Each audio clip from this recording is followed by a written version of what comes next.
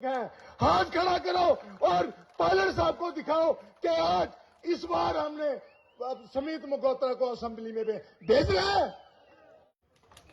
हम बीमार तो होते हैं, मैं हिंदुस्तान के लिए बोल रहा हूं। इन्होंने जो हालत करना कि जेडे तुस आशीर्वाद देने आए हैं उनमें दो नारे लगा तुझे जवाब देना है।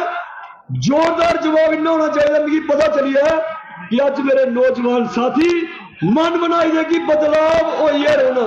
कांग्रेस पार्टी जिंदाबाद, कांग्रेस पार्टी जिंदाबाद, श्री सचिन पायलट जिंदाबाद, सचिन पायलट जिंदाबाद, विकास सुलवानी साहब जिंदाबाद। शुक्रिया, जय हिंद, जय उधमपुर वेस्ट से हमारी कांग्रेस पार्टी के बहुत नौजवान और लोकप्रिय उम्मीदवार सुमित मल्होत्रा जी, जम्मू कश्मीर प्रदेश कांग्रेस कमेटी के पूर्व अध्यक्ष राम सुलवानी साहब, हमारे सेक्रेटरी एआईसीसी के, हमारे राजस्थान से हमारे जो ऑब्जर्वर लगा रखे हैं मंच पर, सभी हमारे नेतागण और इस चुनावी सभा में मौजूद आदरणीय बुजुर्गों, नौजवान दोस्तों, माताओं, बहनों, प्यारे बच्चों, आज आप और हम सब जानते हैं कि जम्मू कश्मीर में आखिरी चरण का चुनाव 1 तारीख को होने जा रहा है। और आज मैं हमारी पार्टी के लिए, हमारे नौजवान उम्मीदवार के लिए, आपके छोटे भाई बेटे सुमित मल्होत्रा जी के लिए वोट मांगने के लिए आपके बीच में हाजिर हुआ हूं। ये उधमपुर के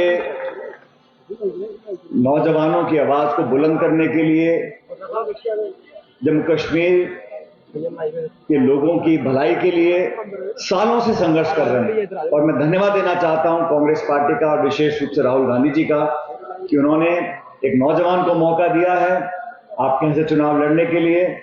मैं भी इनका भाषण सुन रहा था, जिस उत्साह से, जिस जोश से अपनी बात को उन्होंने रखा, उसे देखकर साफ है कि सालों का जो संघर्ष है जनता के लिए, लोगों के लिए, अपनों के लिए, आप सब लोगों के लिए जो लड़ाई लड़ी है, संघर्ष किया है, उसका इनाम आप लोग दोगे।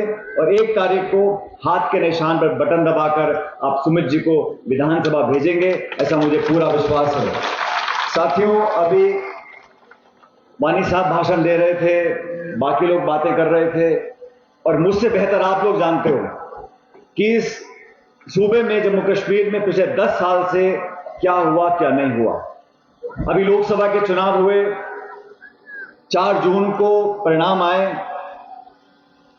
और वो लोग जो बड़े पदों पर बैठे ये दावा करते थे कि 300 पार, 400 पार, 500 पार।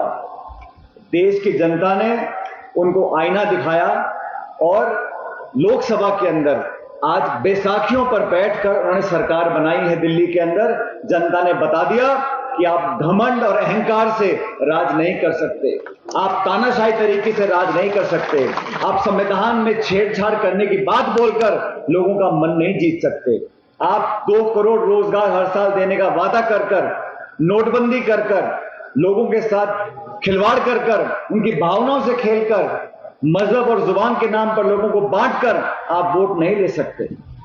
आप इस देश में किसान की, नौजवान की, विकास की, उद्योग की, निवेश की, सड़क की, बिजली की, अस्पताल की बातें करो, आप अपनी रिपोर्ट कार्ड दिखाओ, लेकिन आप मंदिर के नाम पर, मस्जिद के नाम पर, हिंदू के नाम पर, मुसलमान के नाम पर लोगों को बांटकर अगर राज करना चाहते हो तो मुल्क इस बात को बर्दाश्त नहीं करने वाला है।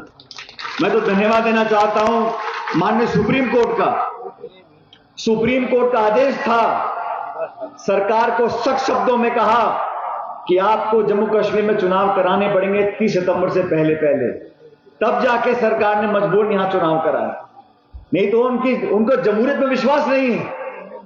बिना चुनाव लड़े, बिना वोट पाए अगर राज करने का मौका मिल रहा है तो लोगों के पास क्यों जाना?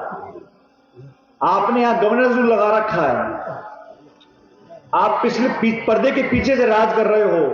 दिल्ली में आपका शासन है, जम्मू श्रीनगर में आपका शासन है, आपको क्या जरूरत है लोगों की वोट की? सुप्रीम कोर्ट ने कहा कि चुनाव कराना पड़ेगा, तब जाके चुनाव हो रहा है।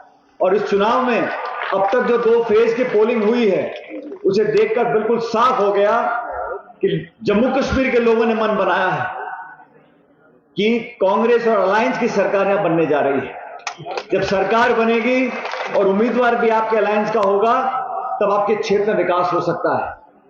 जिन लोगों को आपने पहले मौका दिया, वो बिना चुने हुए भी बड़े बड़े घोटालों को अंजाम दे रहे हैं, और ये नौजवान आपके लिए संघर्ष कर रहा है। आज मैं बीजेपी के लोगों से पूछना चाहता हूं, आपने देश में सरकार चलाई 10 साल, आपने बहुत सारे वादे किए थे। इन 10 सालों का अगर लोग जवाब मांगते हैं तो आपके पास कोई जवाब नहीं है। भारतीय जनता पार्टी ने हमारे देश के नौजवान जो सेना में भर्ती होना चाहते हैं, जो फौज में भर्ती होना चाहते हैं, और मैं जानता हूं ये सरहदी इलाका है, यहां के लोग अपनी मातृभूमि के लिए मरने मिटने को तैयार हैं, चाहे वो किसी मजहब के हों।